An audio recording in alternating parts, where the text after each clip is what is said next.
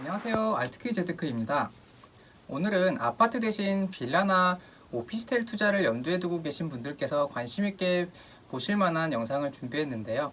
빌라나 오피스텔 투자에 대한 저의 생각을 간략하게 정리해서 말씀드리려고 합니다. 우리나라에서 보통 부동산 투자라고 하면은 아파트들을 가장 먼저 떠올리시는 분들이 많잖아요.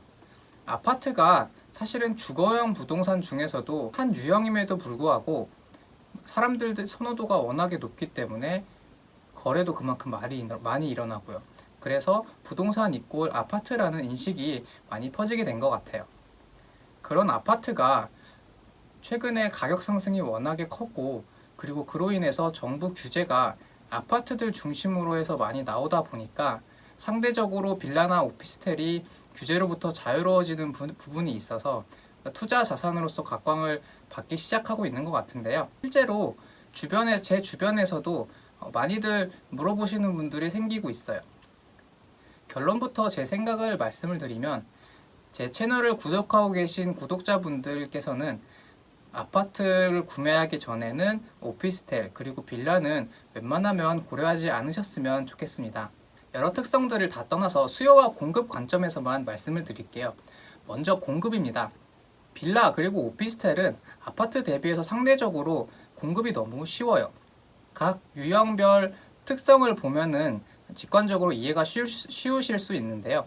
빌라 같은 경우에는 우선 4층 이하로만 건축이 돼야 되고요. 그리고 연면적도 660제곱미터, 평으로 하면은 약 200평 제한이 걸려 있어요.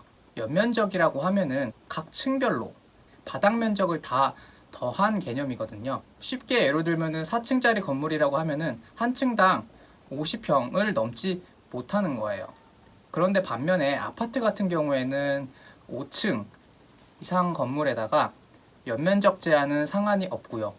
그리고 요즘 같은 경우에는 나홀로 단지가 아니라고 한다면 넓은 조경 시설이 필요하고, 그리고 주차 공간도 넉넉하게 필요하기 때문에 굉장히 넓은 부지가 확보가 돼야 되는 측면이 있죠. 그렇다고 하면은 이런 넓은 부지를 확보해야 되는 아파트를 공급하는 것이 쉬울까요? 아니면은 애초에 작게 건축되어지는 것이 제한이 된 빌라가 공급이 쉬울까요? 당연히 후자겠죠. 그리고 오피스텔은 말 그대로 업무용 시설인데 주거용이 혼재된 형태를 얘기해요. 그래서 상업시설이 들어올 수 있는 지역에 한해서 건축될 수 있다라고 보시면 쉬운데, 오피스텔 같은 경우에는 빌라처럼 연면적 제한이라든지 층수 제한이 따로 없어요. 다만 속하는 해당 용도 지역의 용적률 제한을 받고 있어요. 용어가 굉장히 어렵죠. 여러분 그냥 쉽게 얘기해서 지하철역 주변의 오피스텔을 한번 떠올려 보세요. 그 오피스텔 생각하면은 조경시설이 막 굉장히 넓게 갖춰져 있나요? 아니면은 주차시설이 굉장히 풍부하게 갖춰져 있나요? 보통 그렇지 않죠. 보통은 되게 한정된 작은 면적에다가 세대별로 간격은 촘촘하게 해가지고 굉장히 높은 층수로 건축이 되어져 있는 경우가 많잖아요. 제가 펀드 매니저 생활을 하면서 개발 딜들을 이것저것 검토를 많이 했지만, 오피스텔을 지을 수 있는 지역이라고 하면은 개발 플랜으로서 오피스텔이 가장 먼저 쉽게 고려가 돼요. 그 말은 개발의 가성비가 높다는 뜻이고 공급이 그만큼 쉽다는 얘기예요. 물론 요즘에 아파텔이라고 해서 여러 가지 측면에서 아파트와 유사한 오피스텔들이 나오고 있어요. 아파텔이라고 한다면은 조금 다른 관점에서 얘기를 해볼 수도 있지 않을까라는 생각이 들기도 해요.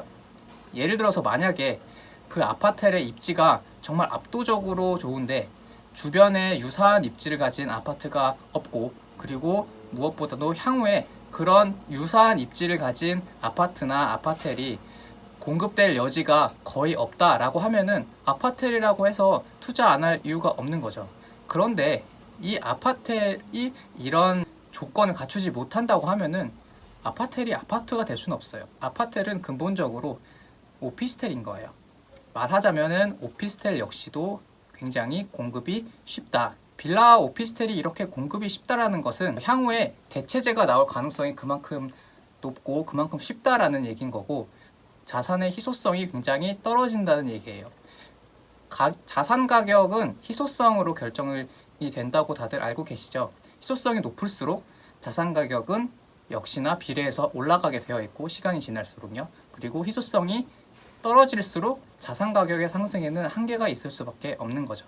공급 관점에서 이렇게 한번 살펴봤고요. 그리고 다음으로 수요에 대해서 알아볼게요.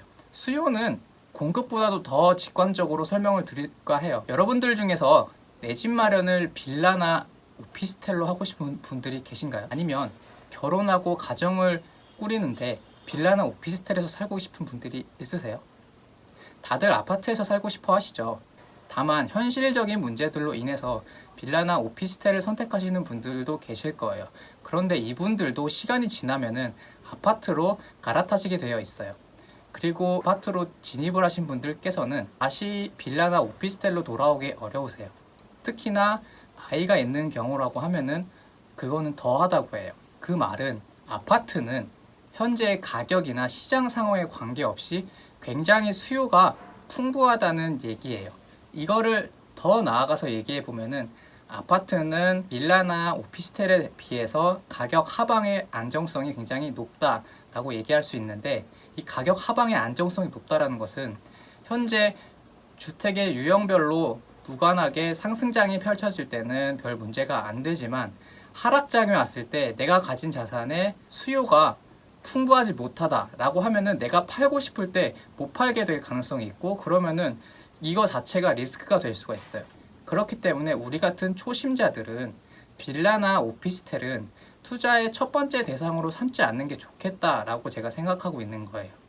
나중에 내공을 쌓아서 빌라는 재건축과 재개발의 기대를 보고, 그리고 오피스텔은 임대 수익을 보고 투자 포트폴리오의 한 대상으로서 굉장히 적합하다고 저는 생각을 해요.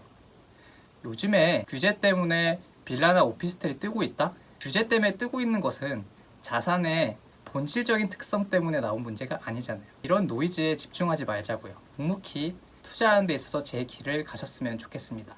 이상 알트키였습니다.